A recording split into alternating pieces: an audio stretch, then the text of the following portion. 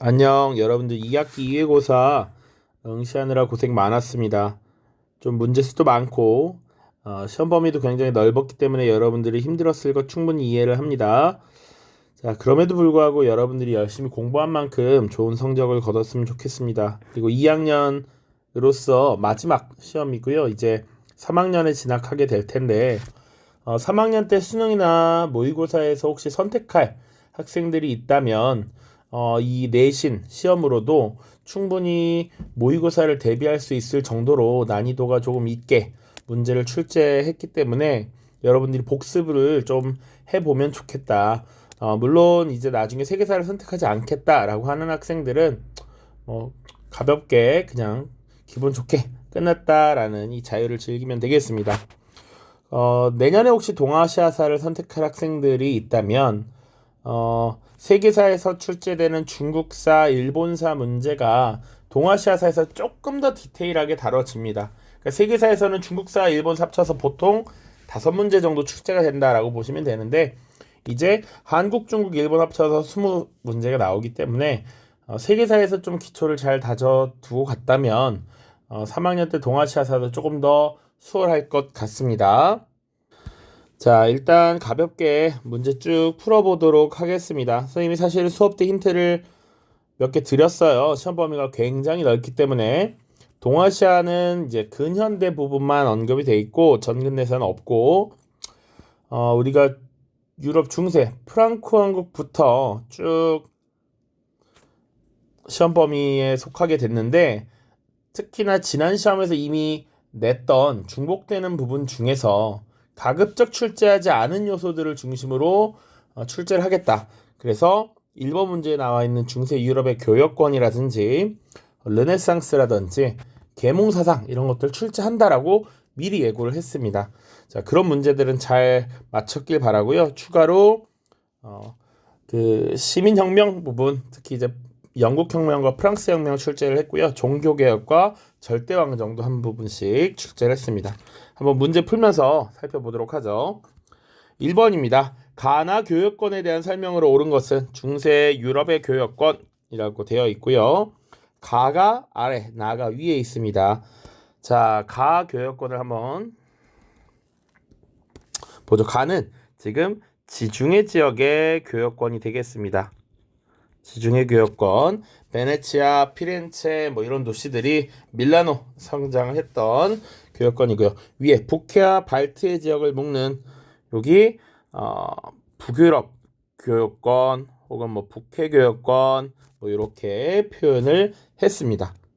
대표적인 도시로 함부르크, 리베크 같은 도시들이 있었습니다. 자, 그리고 요 두 지역을 잇는 샹파뉴 전기시 같은 것이 열리기도 했다. 이런 내용들 다뤘죠. 자, 1번 봅시다. 기억 보시면 한자 동맹을 결성하였다. 한자 동맹은 여기 북유럽 교역권에서 북독일의 주요 도시들이 결성한 것이 한자 동맹이었죠. 발트해와 북해 무역을 주도했다. 그렇죠? 발트해와 북해 무역을 주도했습니다. 디귿 베네치아, 피렌체는 가에 해당하는 것이죠. 베네치아와 피렌체 그리고 리을 두 교육권을 연결하는 쌍파뉴 전기시가 발달하였다. 그러니까 정답은 4번이 되겠습니다. 자, 2번으로 넘어갑니다. 자, 가에 들어갈 내용으로 가장 적절한 것은 요것도 2학기 1회고사 때 출제하지 않았던 부분에서 지금 가져왔다라고 보시면 돼요. 자, 가에 들어갈 내용으로 가장 적절한 것은 14세기 중세 유럽 국가의 성장이라고 해서 영국, 독일, 프랑스의 사례를 한번 찾아보자라는 겁니다. 자, 영국에서는 양원제의 기틀이 마련된 배경을 조사한다라고 해서 13세기 말 모범의회가 결성된 이후에 이제 양원제의 모습이 14세기 들어 등장하기 시작했고요. 독일은 여러 개의 영방 국가로 구성되어 있었고 되게 느슨한 황제권을 갖고 있었던 국가였다. 그런데 14세기에는 심지어 황제가 없는 대공의 시대를 거쳐서 7명의 선거제후가 이 신성로마 제국의 황제를 선출하는 이런 형태가 나타났죠. 그 황제 선출 방법을 정리해 놓은 것이 황금문서였습니다. 자, 그리고 세 번째 이제 프랑스의 사례를 넣어야 되는데 한번 보기를 보죠. 군관구제와 둔전병제 시행 현황을 조사한다. 이것은 비잔티움 제국이고요. 자, 6세기 유스티니아누스 대제가 죽은 이후에 이런 제도들이 마련되었다. 이렇게 얘기를 했습니다. 자, 여기 있는 선지들은 다 기본적으로 평가원에서 많이 사용하는 요소들을 사용해서 지금 넣은 겁니다. 자, 필리프 4세가 삼부회를 소집한 배경을 탐구한다. 요게 정답이 되겠죠. 당시 필리프 4세가 14세기 지속적인 전쟁과 관련해서 전비 마련을 위해 삼부회를 소집했었고, 이에 대해서 성직자에 대한 과세 문제를 이제 해결하려 했었던 것이죠. 그때 당시 교황이었던 보니파키우스 8세와 대립을 하기도 했었고, 이에 보니파키우스 8세와 대립한 이후 보니파키우스 8세가 우남쌈땅이라는 문서를 발표하고 자신의 권위를 계속 높이기 위한 이런 모습을 보이자 신복들을 보내서 보니파키우스를 감금하고 급습하는 이런 형태의 아나니 사건을 일으키기도 했습니다. 이후 이제 사실은 교황의 권위가 점점 떨어지기 시작했고, 이 이후 아비뇽 뉴스라든지 이런 것들이 등장을 했던 것이죠. 자, 3번입니다. 투르푸아티의 전투, 요거 언제입니까? 프랑코 왕국 시기죠. 프랑코 왕국 시기 궁제였던 카롤루스 마르텔이 이슬람 세력의 진출을 막기 위해서 막아낸 것이었다. 자, 장미전쟁의 결과로 탄생한 왕조, 요것은 영국 내부의 왕위 계승 전쟁이었죠. 그래서 전쟁 이후에 승리를 한 헨리 7세가 튜더 왕조라고 하는 것을 개창했다. 자, 15세기가 됩니다. 프랑크 왕국 분열의 배경이 된 조약, 베르댕 조약과 메르센 조약이죠. 정답은 2번입니다. 자, 다음 3번입니다. 자, 요것은 이제 세트형 문항인데, 다음을 읽고 물음에 답하시오라고 되어 있어요. 이 자료를 보고 과연 종교개혁과 관련된 어떤 문서인지 아느냐, 어떤 사건과 관련이 있느냐, 이런 것을 묻고 있습니다. 자, 가자료 보시면 일단 각 영방 제후들이 종교를 결정할 권리를 가진다. 그래서 영주가 종교를 결정하면 그 속해 있는 영민들의 종교도 자동으로 결정된다. 2번, 원칙은 루터파에게만 적용되고 칼뱅파에게는 적용되지 않는다. 그리고 1552년까지 신교들이 점거한 교회 제사는 인정되고 어쩌고 저쩌고 쭉 나와 있습니다. 이거 지금 1555년에 루터파를 인정한 아우구스부르크 하이의 내용입니다. 자, 이 자료를 보고 이걸 알 수 있느냐? 라는 것을 물어봤어요. 자, 지금 종교개혁을 주제로 묻고 있습니다. 나와보죠. 칼뱅파도 이제 루터파와 동등한 특권을 가진다. 칼뱅파가 인정됐어. 자, 또 볼게요. 신성로마 제국의 황제재판소에서 루터파와 칼뱅파는 같은 수의 재판관을 두고 재판을 주관한다. 각 제후는 자기 영내에서 실질적으로 독립주권을 행사한다. 그리고 네덜란드가 독립하고 스위스가 독립한다 라는 것이죠. 네덜란드와 스위스 독립, 요거 무슨 문서냐면 바로 1648년 30년 전쟁의 결과로 체결된 베스트팔렌 조약입니다.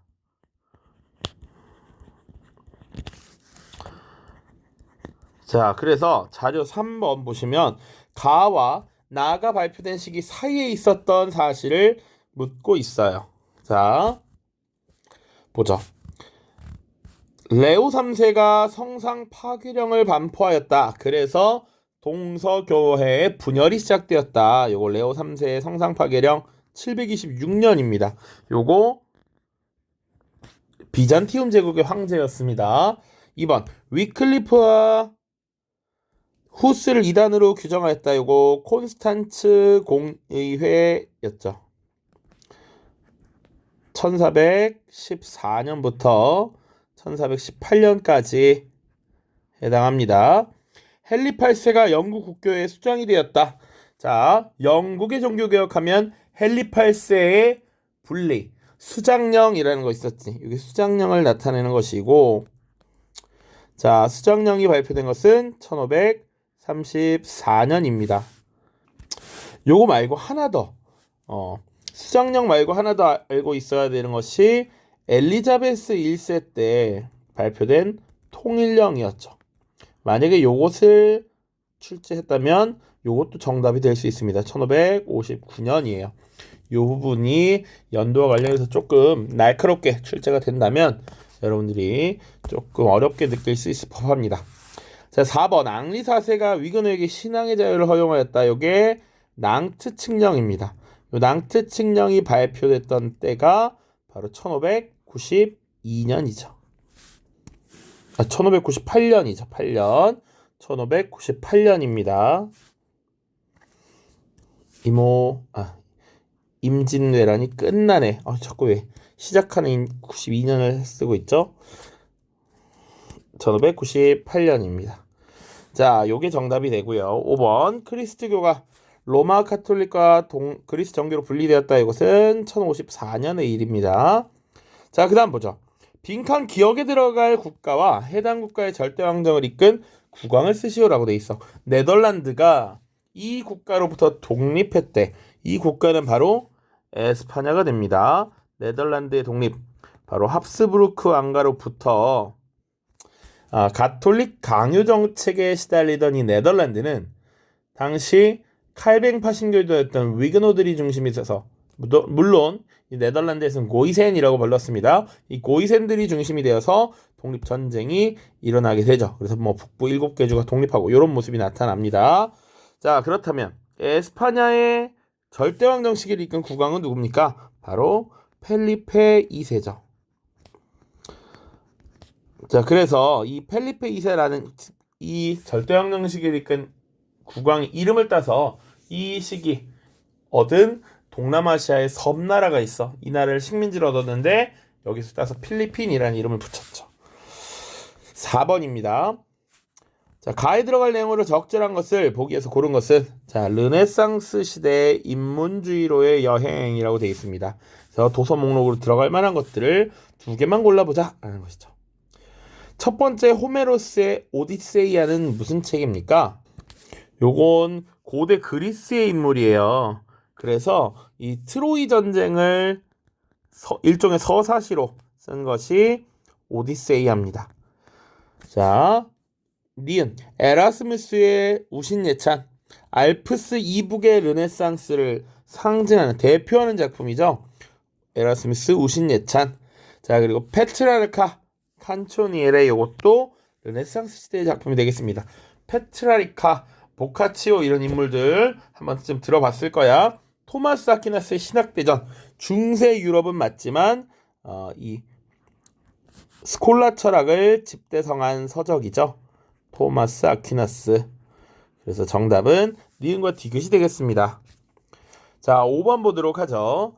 가나사이 시기에 일어난 사실로 옳은 것은, 자, 샤를 10세의 언론 탄압과 의회 해산 등 전제 정치에 반발한 자유주의자와 시민들은 혁명을 일으켜서 샤를 10세를 내쫓고 루이 필리프를 왕으로 추대하여 입헌 군주제를 수립하였다. 지금 가에서 나타내고 있는 이 사건은 뭡니까? 바로 7월 혁명이죠. 7월 혁명. 자, 선생님 이 부분은 이레고사 때 냈음에도 불구하고 또 출제를 했습니다. 왜 그랬느냐? 이 19세기 전반의 복잡한 이 정치적 상황들이 어렵게 계속 꾸준히 출제되는 경향을 보이고 있기 때문에 냈어요. 자, 그래서 기억을 해보자면, 자, 나폴레옹 시대가 있었고, 그래서 프랑스 혁명 이후 나폴레옹의 시대가 약 1815년까지 14년 15년까지 이루어졌습니다. 자, 그 이후에 들어선 것이 빈 체제예요. 빈 체제. 자, 나폴레옹 몰락 이후 오스트리아의 외무상이었던 제상 메테르니히를 중심으로 새로운 국제 질서가 이제 형성되었습니다. 여기는 정통주의, 복고주의라고 하는 원칙을 갖고 있었다. 나폴레옹 이전, 프랑스 혁명 이전의 상태가 유럽의 정통성 있는 시대였다라고 하는 것이었고, 이 빈 체제가 언제까지 이어지느냐? 약 1830년까지 쭉 이어집니다. 그래서 이 시스템이 온전히 잘 유지되다가 균열이 가는 것이 바로 7월 혁명이라고 보시면 돼요. 자, 빈 체제 이후에 프랑스는 어떤 모습이었느냐? 부르봉 왕조의 루이 18세가 다시 즉위했고요. 그 이후에 등장한 국왕이 샤를 10세였습니다. 이 샤를 10세가 다시 전제 정치를 실시하려 했어요. 그래서 그에 대한 반발로 지금 7월 혁명이 일어났고, 그리고 나서 7월 혁명 그 이후에 등장한 것이 루이 필리프라는 국왕입니다. 자, 그런데 이 루이 필리프도 사실은 시간이 좀 지나자 기득권층을 대변하기만 했고 전제 정치, 자신들의 권력을 계속 유지하기 위한 이런 것에만 골몰했단 말이지. 그래서 다시 한번 2월 혁명이 일어나게 됩니다.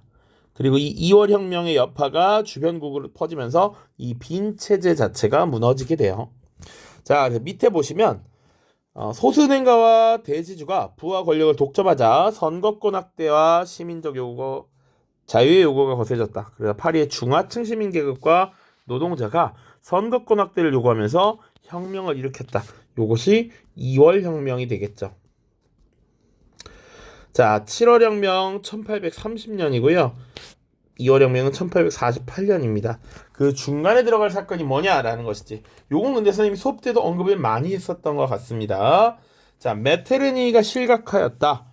자, 프랑스 2월 혁명이 오스트리아에 영향을 미칩니다. 그래서 오스트리아에서도 1848년 3월 혁명이 일어나. 선생님 이거 달까지 외워야 돼요? 그게 아니라 2월 혁명이라는 사건이 오스트리아에 영향을 미쳐서 메테르니가 쫓겨났어. 이건 한 세트로 묶어서 생각을 해야 되는 겁니다. 자, 2번 신성 로마 제국이 해체되었다. 이거 나폴레옹에 의해서 해체됐죠. 1806년이고요. 차티스트 운동이 발생하였다. 요거 영국의 노동자들이 벌인 선거권 확대 운동이죠. 1838년입니다.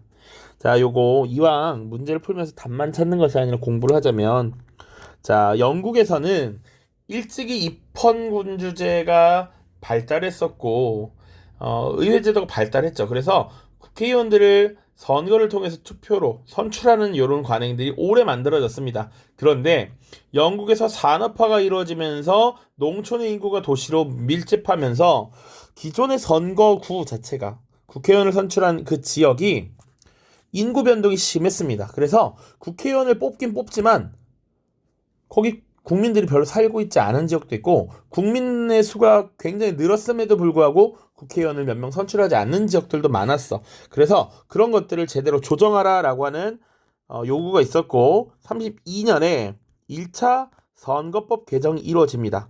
자, 이때 선거권을 확대하려는 움직임도 있었는데 사실은 있는 자들을 중심으로 주로 부유한 상공업자들을 중심으로 선거권이 확대됐거든.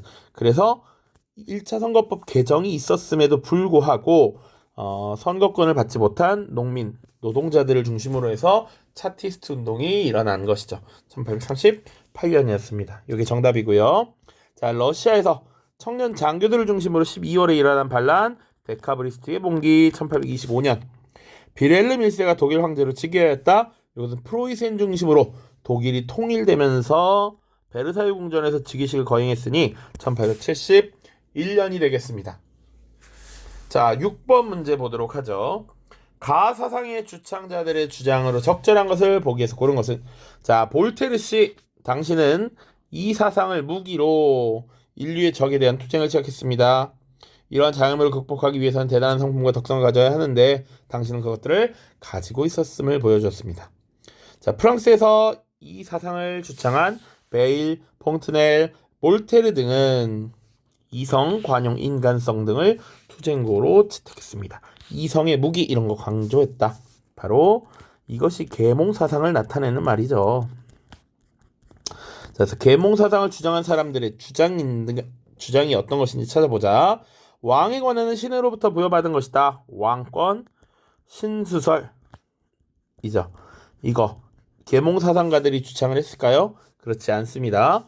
자, 계몽 사상은 일단 인간의 진보, 이성을 굉장히 중요시하는데 사실은 이성적인 인간의 성장은 이 신의 존재를 믿지 않게 되죠. 더 이상. 그렇지?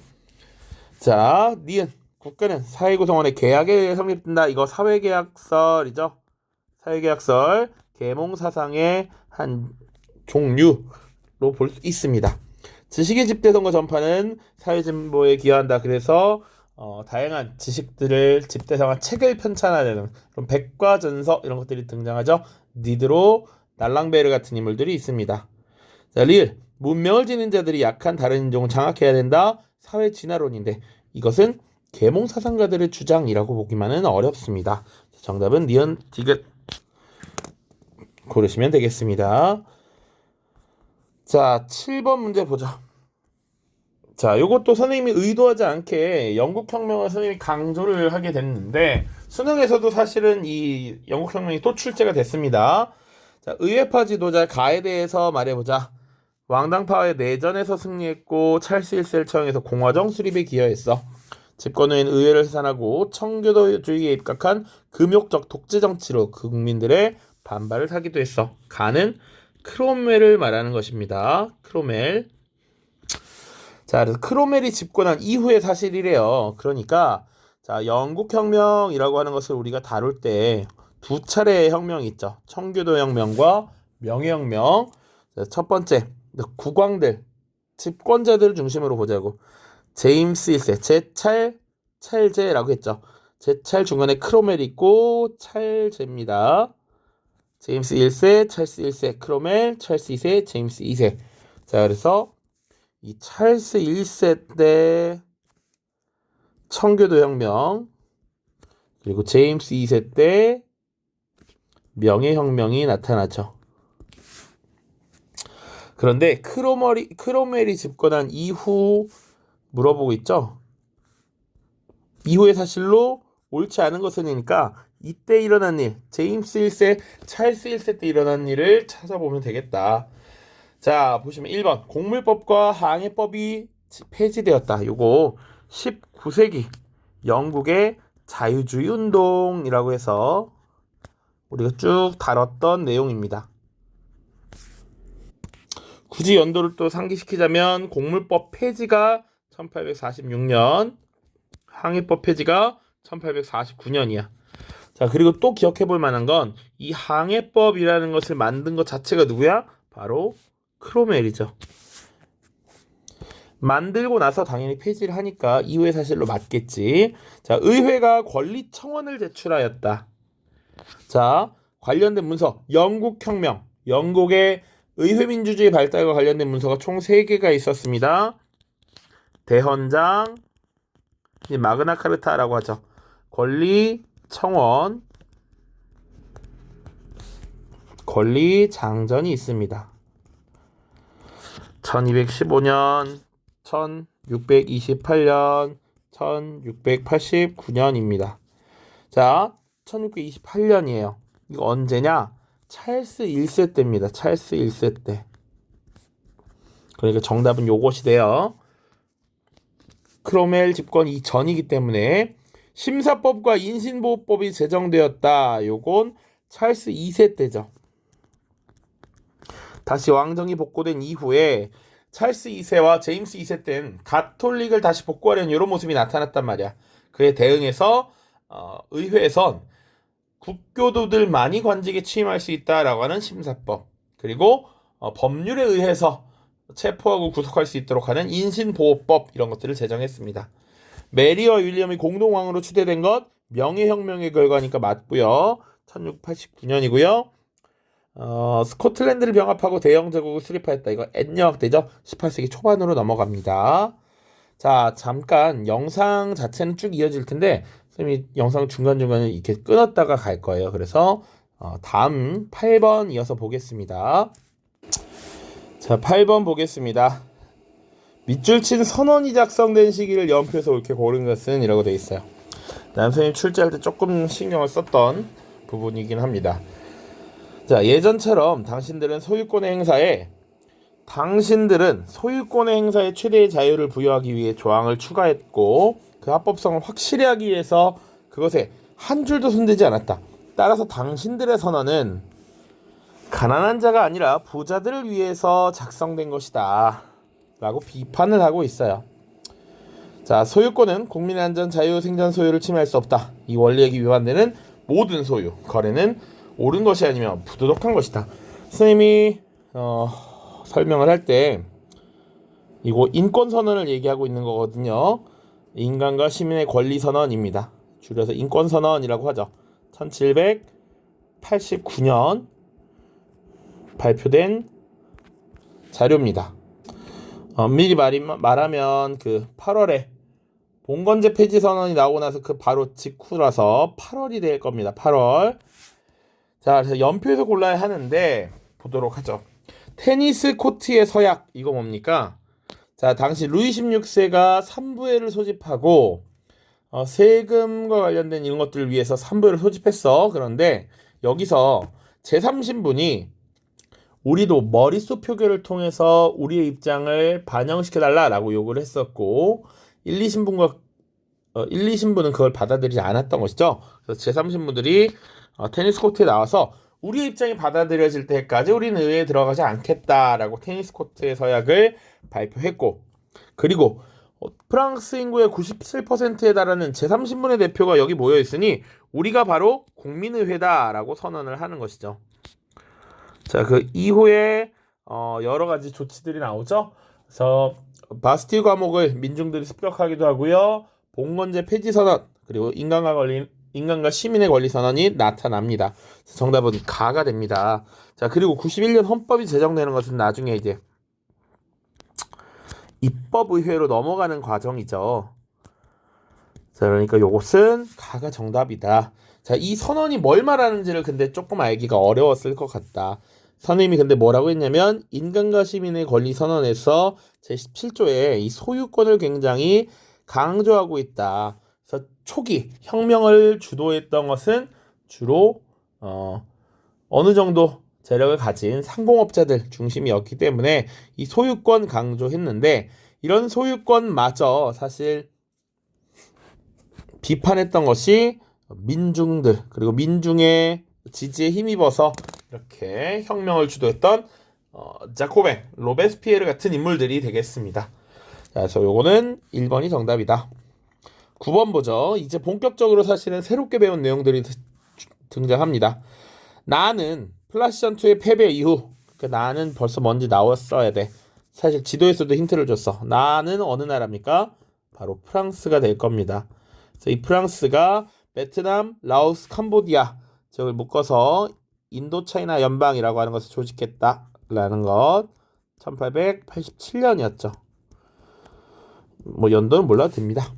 자, 반면 그러면 플라시 전투에서 승리하고 가 지역을 식민지로 가져간, 여기 지금 말레이 반도까지 내려오고 있죠. 바로 영국이 되겠죠. 영국이고요. 말레이 연방을 조직했습니다. 1895년입니다.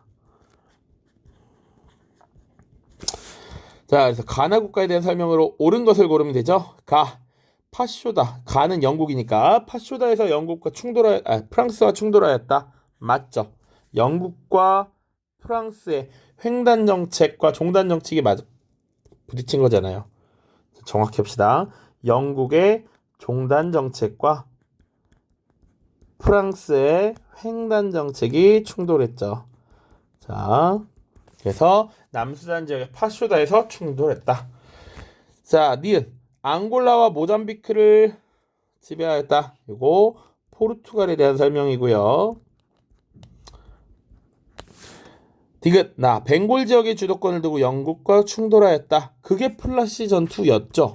그러니까 맞죠.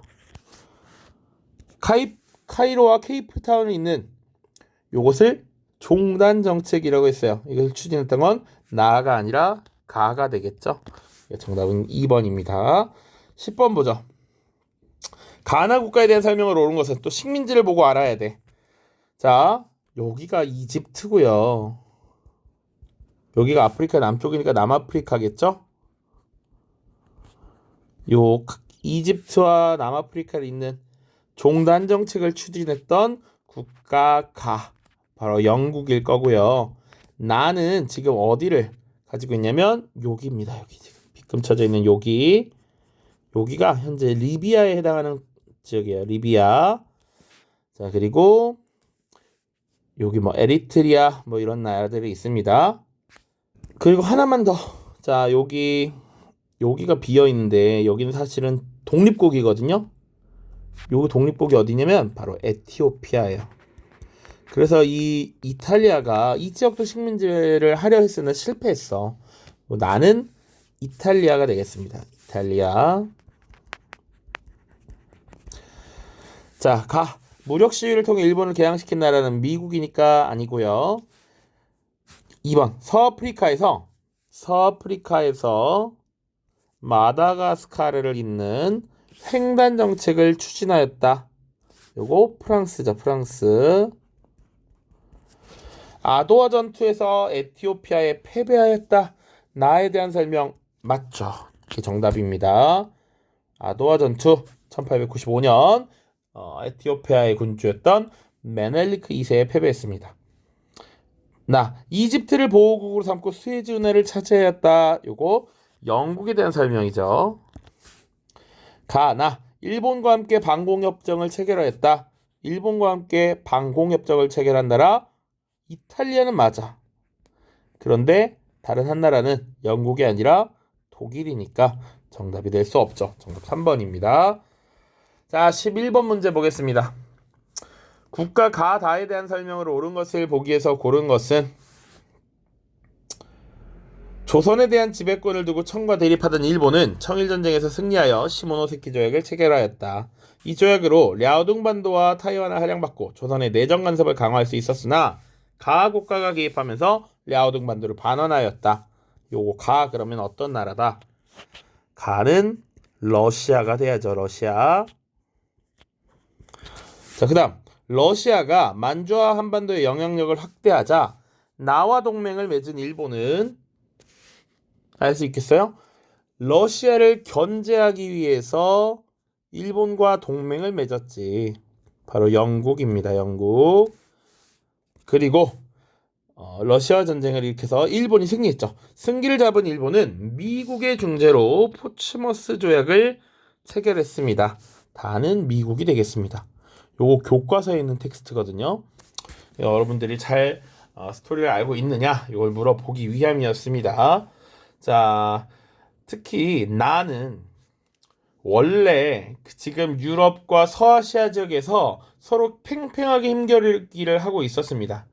그래서 인도와 아프가니스탄을 장악한 영국과 그 북쪽 지역을 가지고 있었던 러시아가 사실은 그 이란 지역에 대한 진출을 서로 하기 위해서 경쟁을 벌이고 있었고, 여기서 사실은 영국이 어느 정도 디펜스를 하면서 아래쪽으로 내려오기 어려웠던 러시아가 방향을 틀어서 동쪽인 한반도 쪽으로 내려오려고 했던 것이거든요. 그래서 러시아 세력이 남쪽으로 내려오려고 하니까 일본을 활용해서 러시아를 또 막았다라고 보시면 돼. 자, 보기 보죠. 가와 나는 러시아와 영국은 카자르 왕조, 이란 지역이죠. 이란 지역. 카자르 왕조의 이권을 두고 경쟁했습니다. 맞죠? 자, 나와다. 영국과 미국은 제1차 세계대전의 승전국이다. 맞죠? 영국도 승리했고요. 미국도 결국 참전해서 승전국이 됩니다. 디귿. 다는 미국은 영국과의 전쟁을 통해 필리핀을 획득하였다. 자, 가와의 전쟁. 영국이 지금 러시아죠. 미국은 러시아와 전쟁을 통해서 필리핀을 획득하였나요? 아니죠. 바로 에스파냐와의 전쟁을 통해서 필리핀을 식민지화하는 것을 성공했던 것이죠. 자, 그리고 미국은 파리 조약에서 영국의 독립을 승인했습니까? 아니죠. 반대가 되면 맞지. 영국은 파리 조약에서 미국의 독립을 승인하였다. 이렇게 보면 맞습니다. 자, 그래서 정답은 1번이 됩니다. 2번. 교사의 질문에 대한 학생의 답변으로 적절한 것은, 자, 가에서는 1782년 짜끄리 왕조가 수립돼서 방콕을 수도로 삼았습니다. 시암이라고도 불리기도 한 이 나라에 대해 말해볼까요? 여기 가는 지금 중립국이었던 태국이고요. 특징 중립국. 완충지대 그리고 라마 4세와 라마 5세의 근대화 개혁이 되겠습니다. 그래서 정답은 5번입니다. 동유운동이 일어났어요. 요거 베트남에 대한 설명이죠. 당시 아시아에서 유일하게 근대화에 성공했던 일본의 식민지란다. 유학을 보내자라는 것이었습니다. 아기날도가 공화국을 선포한 것은 필리핀, 브라마 사마지 운동이 일어난 것은 인도, 대표적 유적으로 보로부두르가 있어요. 인도네시아가 되겠죠. 자, 13번입니다. 다음은 겨울이의 우리 윈터의 포트폴리오입니다. 기억, 시읒에 대한 설명 중 옳지 않은 것을 고르면 돼요. 자, 요거 선생님이 프린트에 요거 정리를 여러분들이 필기를 하도록 만들었던 칸이 있습니다. 자, 양문운동과 변법자강운동을 비교해놨고요. 태평천국운동과 의화단운동을 비교해놨습니다. 자, 기억 보죠. 기억은 량치차오인데 량치차오와 대담을 나눈 판보이쩌오는 월남망국사를 저술했습니다. 요거 맞는 설명입니다. 교과서의 그 인물 특집호에 실려 있습니다. 니은은 입헌 군주제 도입 등 중체서용은 입헌 군주제 도입 등 근본적 개혁을 추진하자는 의미다. 아니지. 중국의 몸체는 그대로 두고 서양의 기술만은 받아들이자라는 것이니까 2번이 잘못된 설명입니다. 디귿 사건 이후 무술정변 변법 자강운동에 대한 카운터였죠. 무술정변 이후에 의화단 운동이 발생했죠. 99년부터니까. 미음과 비음에 들어갈 구호는 각각 멸만, 흥한, 부청, 멸량 맞습니다. 시업, 천조전무제도, 토지를 균등하게 분배한다 라는 내용을 담고 있습니다. 맞아요. 자, 14번입니다. 밑줄 친 여러 정책에 해당하는 내용을 보기 위해서 옳게 고른 것은 일본의 근대화와 땡땡땡 땡땡 5글자 메이지 유신이겠죠. 메이지 유신. 자, 한번 읽어봅시다. 개항 이후에 일본은 국내외적으로 혼란한 상황에 처해 있었다. 이때 사스마번과 조시번 등의 하급 무사들이 중심이 되어 존왕양이 운동을 전개해 나갔는데 급기야 막부를 무너뜨리고 천황을 중심으로 하는 정부를 수립시켰다. 이 신생 정부는 서구의 근대 국가를 본보기로 설정하고 여러 정책을 추진하였다. 메이지 정부에서 추진한 일련의 정책 메이지 유신이 되겠죠. 자, 봅시다. 기억. 베르사유 조약 조인을 거부하였다. 요것은 중국의 군벌 정권과 관련이 있습니다. 중국 정부에서는 당시 오사운동이 일어나자 이에 대한 국민 여론의 악화를 감지하고 베르사유 조약에 조인, 도장 찍는 것을 거부했다라고 보시면 됩니다. 미일 수호 통상조약을 체결하였다. 이것은 에도 막부 시기죠. 결국 미국과 화친조약, 수호 통상조약을 맺은 것은 막부 시기니까 기억니은이 이미 답이 다 아니라 디귿 리을입니다. 징병제 실시 맞죠? 폐번치연을 단행해서 지방관을 파견하고 중앙 집권화를 추진했습니다. 자, 15번 보겠습니다. 가운동의 영향을 보기 위해서 옳게 고른 것은 이라고 되어 있습니다. 자, 이 화폐에 그려진 델리의 레드포트는 영국 측에 채용된 현지 용병, 이걸 보통 뭐라고 표현한다? 세포이라고 한다라고 얘기했습니다. 세포이. 근데 이 세포이들이 일으킨 항쟁, 세포이의 항쟁의 대표적 거점이었다. 당시들 대부분은 힌두교도거나 이슬람교도였는데 소기름과 돼지기름 사용에 대한 종교적 반감은 세포이의 항쟁이 일어나는 발단 중의 하나가 되었다. 자, 세포이의 항쟁, 이것의 영향을 보기 위해서 고르라 라는 것이죠. 세포이의 항쟁은 1857년에 일어났습니다. 연도 외울 때 영국과 프랑스가 벵골 지역의 주도권을 두고 싸운 플라시 전투 딱 100년 뒤라고 했었어. 1757, 1857. 그리고 이 세포이의 항쟁의 영향으로 인도 통치 개선법이라고 하는 것이 1858년 제정되면서 사실상 동인도에서 해체됐고, 그 다음 영국령 인도 제국 수립이 되면서 빅토리아 여왕이 인도에 황제를 겸하는 것이 1877년이라고 했었죠. 그러니까 자연스럽게 이제 무굴 제국은 역사 속에 사라졌다라는 것이지. 정답은 무굴 제국의 황제가 폐위되었고 인도 통치 개선법이 제정되었다. 자, 인도에서 헌법이 제정되고 의회가 개설되었다 이런 내용 우리 다룬 적이 없습니다. 카제르 왕조가 무너지고 팔레비 왕조가 들어선 거 이란 지역에 대한 얘기죠. 그러니까 이 설명은 굳이 따지자면 오스만 제국 시기에 탄지마트 정도가 될 것 같습니다. 자, 기억 니은 1번이 정답이다. 16번 교사의 질문에 대해 적절하게 응답한 학생을 있는 대로 고른 것은 이라고 되어 있어요. 19세기 오스만 제국의 역사라고 되어 있고요. 자, 수업 주제와 관련한 탐구 주제를 정해서 발표해 볼까요? 라고 선생님이 얘기를 했고 가불병정이 대답을 하고 있습니다. 자, 이집트 그러니까 여기서 변천이라는 건 변화가 어떻게 이루어져 왔는 거지. 그러니까 좋은 것도 있고 나쁜 것도 있습니다. 이집트의 자치권을 인정하게 된 배경을 조사해 보는 것이 어떨까요? 그렇지. 오스만 제국의 세력이 약화되면서 원래 북아프리카에 가지고 있었던 이 이집트 지역을 사실상 이 자치권을 인정하면서 영향력을 행사하지 못하게 됐습니다. 이때 임명했던 총독 무함마드 알리가 있죠. 무함마드 알리. 19세기 초였습니다. 맞고요. 은혜개혁이라고 불린 탄지마트 오스만 제국의 개혁 맞죠? 벵골 분할령의 의도를 다각적으로 분석해 볼게요. 벵골 분할령은 인도와 관련된 사건이었습니다. 인도사에서 나오죠. 인도사.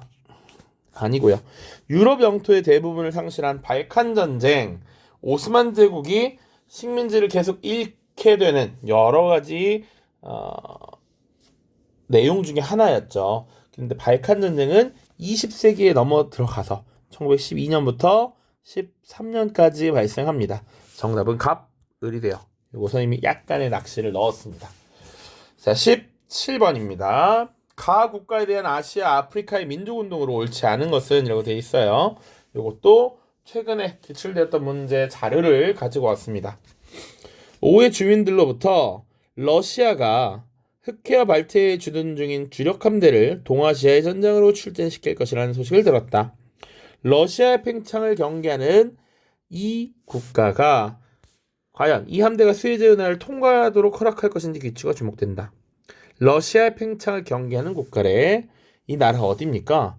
스웨즈 운하를 사실상 경영하고 있는 국가 바로 영국이 되겠죠. 영국. 그러니까 사실은 일본을 중심으로 한 그 가나다 국가 문제도 나와 있었습니다. 영국에 대한 아시아 아프리카의 민족운동. 수단에서 마흐디 운동이 일어났다. 맞아요. 담배 불매 운동 맞죠? 아라비 파시아가 민족운동 맞습니다.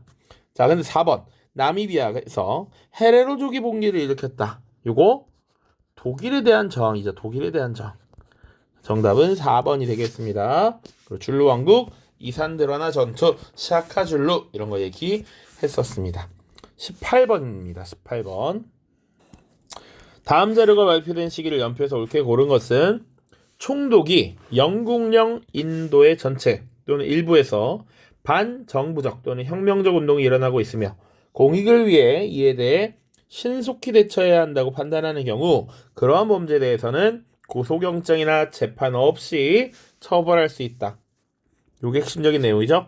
그리고 영국령 인도라고 돼 있어. 그러면 인도에서 어떤 법이 지금 만들어졌고 이에 대해서 반발이 일어나는 것이지.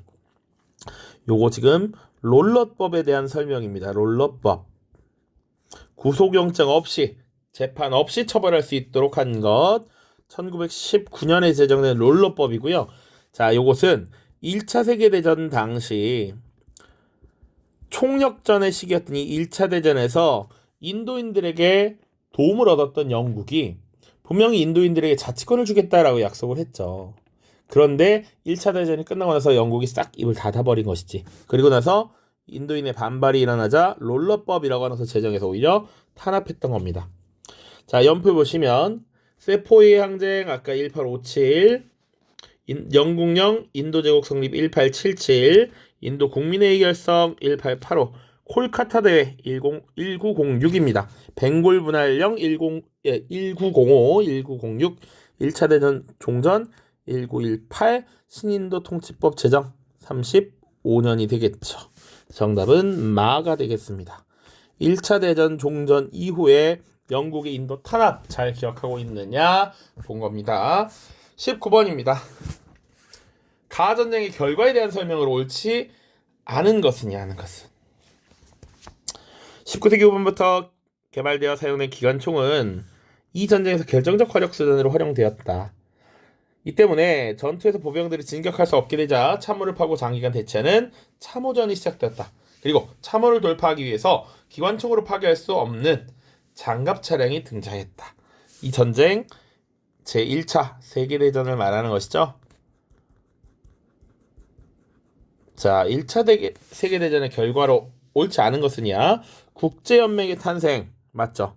1차 대전이 1918에 끝나고 그리고 파리 강화 회의 그 결과 베르사유 조약 체결 1919였죠. 그 이후에 이 국제 질서를 유지하고 국제 협력을 증대하기 위한 국제 연맹의 창설 1920 맞습니다.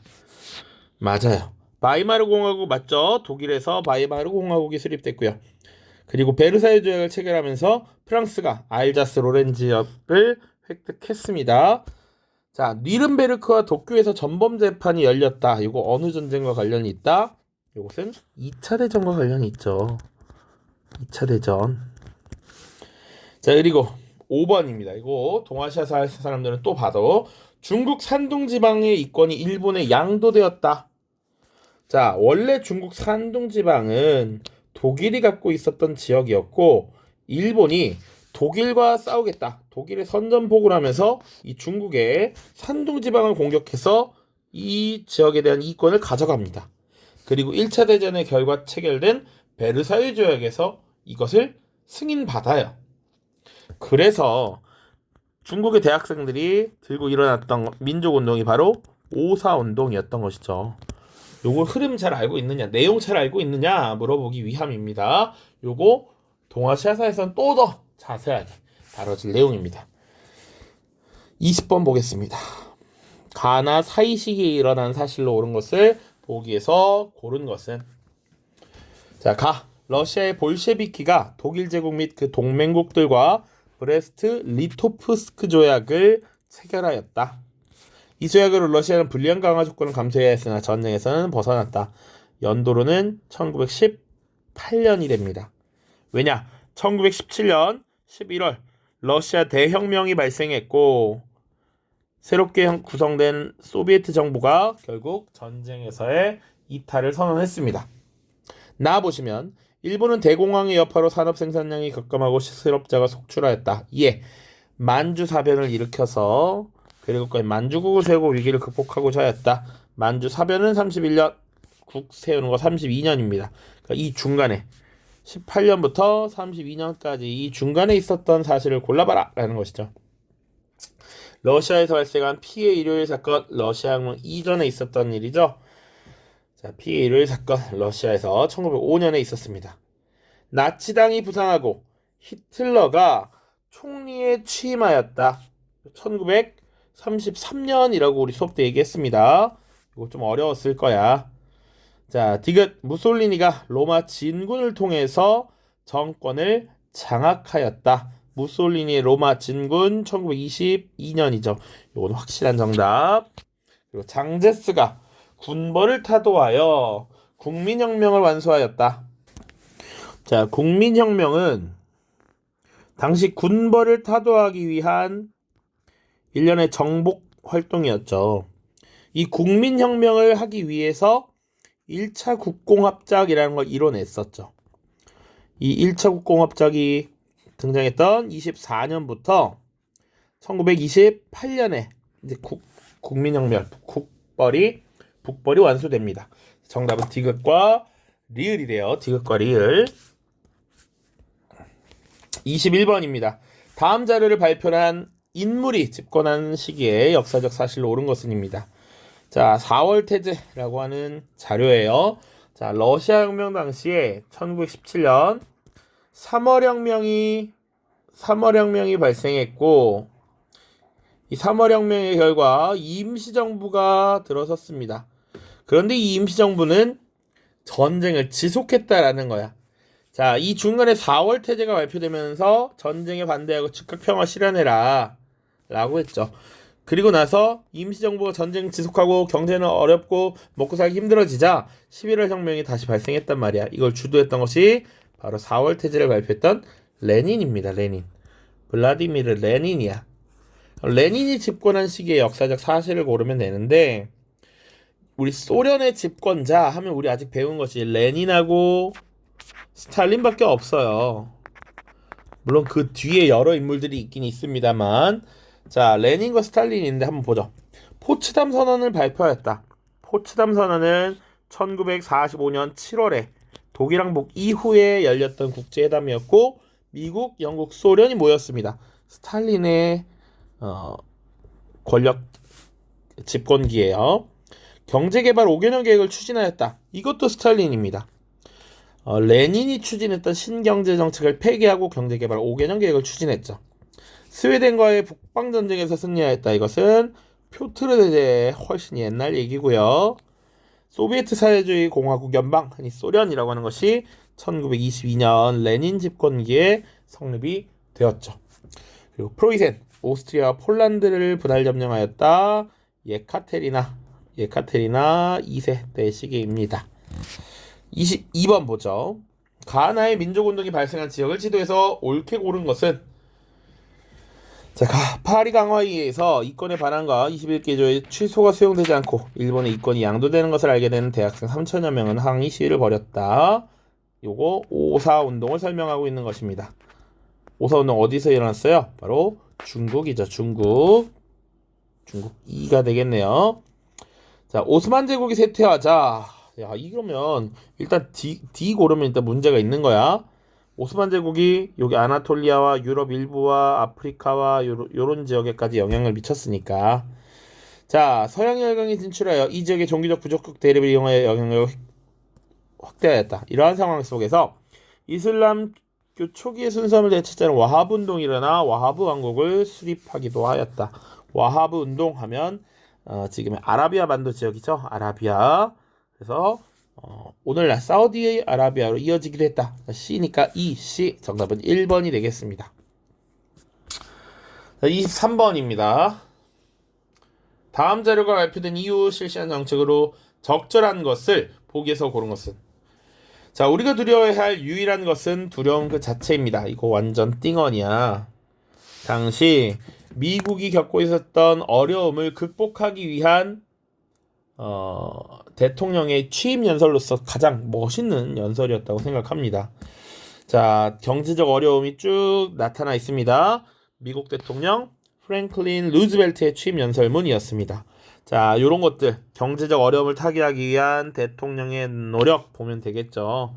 자, 기업 공장법을 제정하여 그러니까 이거는 어쨌거나 대공황 이후에 대공황을 극복하기 위한 대공황에 대한 대응을 찾아라는 것이죠. 공장법을 제정하여 여성과 아동을 보호하였다. 이것은 영국의 산업혁명 시기 나타나는 얘기죠. 최고가격제를 도입하여 물가 상승을 제한하였다. 이거는 프랑스 혁명과 관련된 내용입니다. 그런데 디귿과 리엘은 구체적으로 지금 뉴딜 정책의 일환으로 추진된 TVA 테네시 강유역 개발 사업 그리고 와그너법 이런 것들을 다루고 있죠. 정답은 디귿 리엘 5번이 되겠습니다. 자, 24번입니다. 밑줄 친 조약의 내용으로 오는 것은 최근에 나는 사절단의 일원으로 나가사키 등을 추가 개항하기로 한 2년 전 조약. 나가사키를 추가 개항한데 자, 미국과 일본이 조약을 체결했는데 두 가지가 있습니다. 자, 추가 개항한다라고 하는 건 그 다음에 한 거겠죠. 그러니까 미일 화친 조약이 위에고 수호 통상 조약이 나중인데 각각 연도로는 1854년과 1858년이 되겠습니다. 자, 미일 화친 조약의 주요 내용 시모다와 하코다테를 개항한다. 그리고 최혜국 대우를 부여한다. 뭐 이런 내용들입니다. 반면 수호 통상 조약의 내용은 뭐였느냐? 여기 씁시다. 화친 조약은 시모다, 하코다테, 최혜국 대우 수호통상조약은 좀 더 많죠? 뭐가 있습니까? 추가 개항, 그리고 관세, 협정 관세, 그리고 영사재판권 인정, 이런 내용들을 담고 있습니다. 구분을 조금 해야 합니다. 자, 그래서 공행무역을 폐지하였다. 요거는 일본과 관계가 없죠. 난징 조약 당시 영국과 중국이 체결한 내용이죠.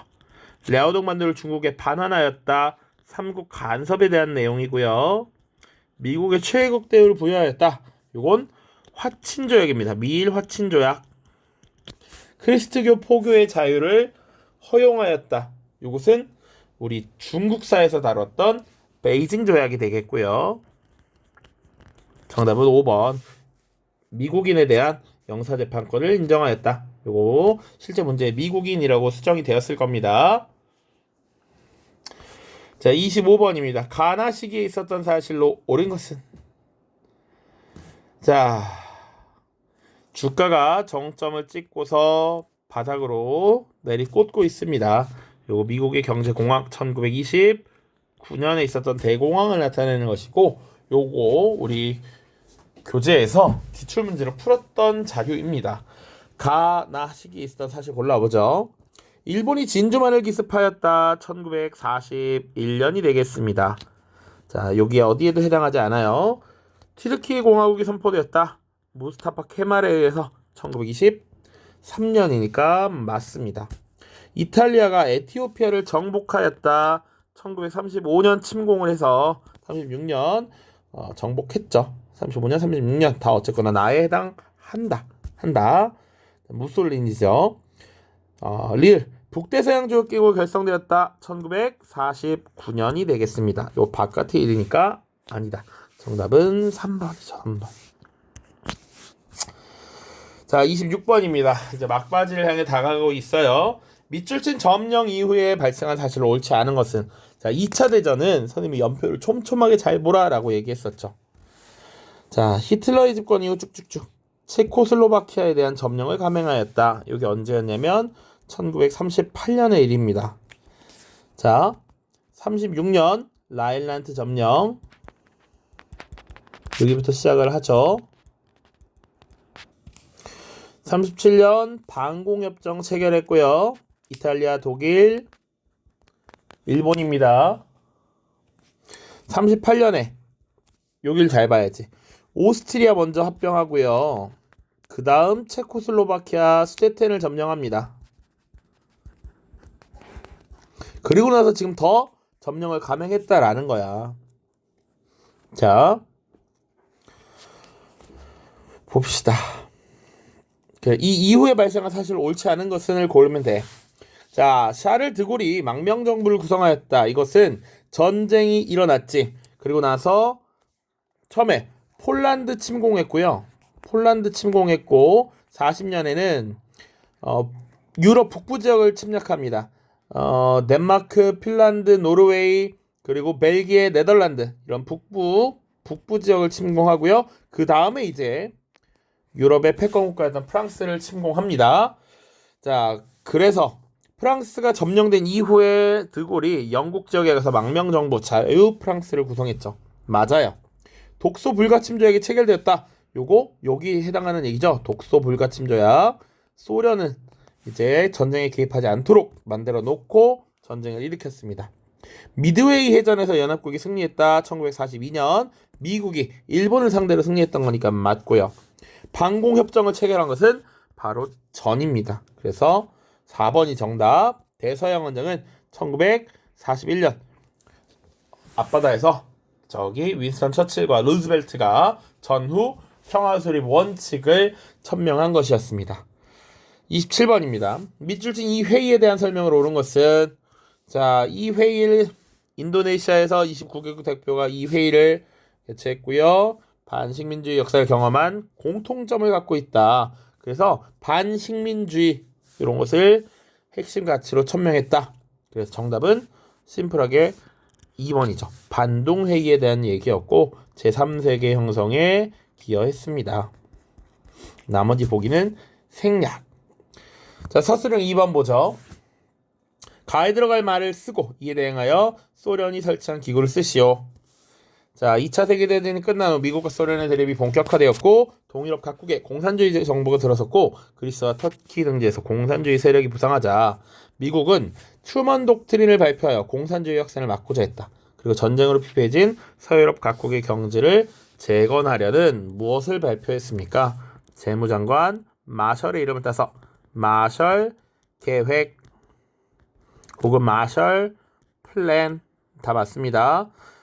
영어 이름이니까 마샬까지는 맞습니다.